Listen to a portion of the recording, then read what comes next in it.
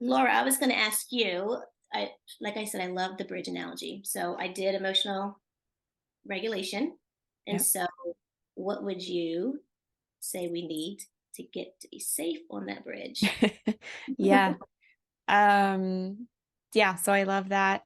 Stopping addressing the fear of heights, because I also have a fear of heights. I would say make sure that that first step on the bridge is actually there and is intact, and that you're not asking your students to take a flying leap onto a bridge with a bunch of gaps. And so I say, I imagine that first step is a solid sense of numeracy. Mm, So if it's not there, if you don't have a solid sense of numeracy, all the other steps are going to be really hard and really shaky. So yes. that's what I would say is next. It's funny you say that because I remember when my daughter first got diagnosed with her math disability and I was looking for services. And when you directed me to this wonderful intervention, that's the first thing they said. They said she does not have a solid understanding of numeracy. Mhm. I was thinking, she knows her numbers. She can count 100 forwards Yeah. and backwards. What do you mean? So then I got explained what that meant, and it was so helpful to learn. So Yeah. I'll let you explain because I'm sure you're going to do a way better job than me. What would you say Yeah. numeracy? I think that's a common, I think that's a common situation where people think it's like, yeah, they know their numbers, they know what five is. So numeracy is basically the the technical term is the property of a number, but basically is like what makes a number what it is. So um it's less about the digit. So say the digit five that we recognize is the symbol for a quantity of five. It's more about understanding that quantity of five. Mhm. What makes five five? I've heard Brian Butterworth, who is a professor emeritus at the University College London.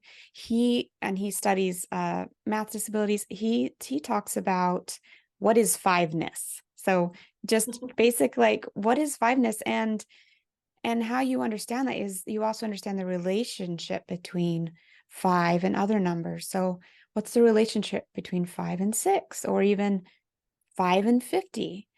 Um, Now most people, I would say, have an innate sense for numeracy. Um, but those most of those students and adults that are struggling in math, they do not have that foundational sense of numeracy. So we assume so much. We assume we see the student study or failing in multiplication and division, and we usually don't go back far enough to talk about what is a number and for them to really understand the relationships of the numbers, how the numbers are created, how numbers are inside of numbers. Yeah. Um, when my daughter was struggling, uh, we had years of an IEP, of special pull-out help, all kinds of all the things. Mhm. And it wasn't until she was in sixth grade that we went all the way back and looked at her foundation sense of number. And sometimes people call it number sense, but it's really what is a number? So we had to go back to creating visuals and having tools that helped her really understand number so she could apply it. So no wonder she was struggling in math. When Yeah. you don't know really what five is, what six is, no matter how hard she tried, she was not going to get it. Yeah. That happened to me too. My daughter, we discovered she just did not know like the flexibility of numbers. Like she didn't Yep. realize like 3 plus 2 is 5, or 4 plus 1 is 5, or 6 minus 1 is 5. I mean, she just didn't know the relationship between the Yep. numbers. Yep. So she also was in sixth grade and had to go back to early math, which at first I was very nervous because I thought this kid has been through so much with her learning. And I thought, oh gosh, now she's going to go back to first grade. She's going to be just so happy with me. But she loved it because she Yep. did not know numbers were related like that. So Yep. she loved to manipulate and play and learn. I mean, it was like a new discovery, like that curiosity I said was just Yep. totally unlocked. Um, Yes.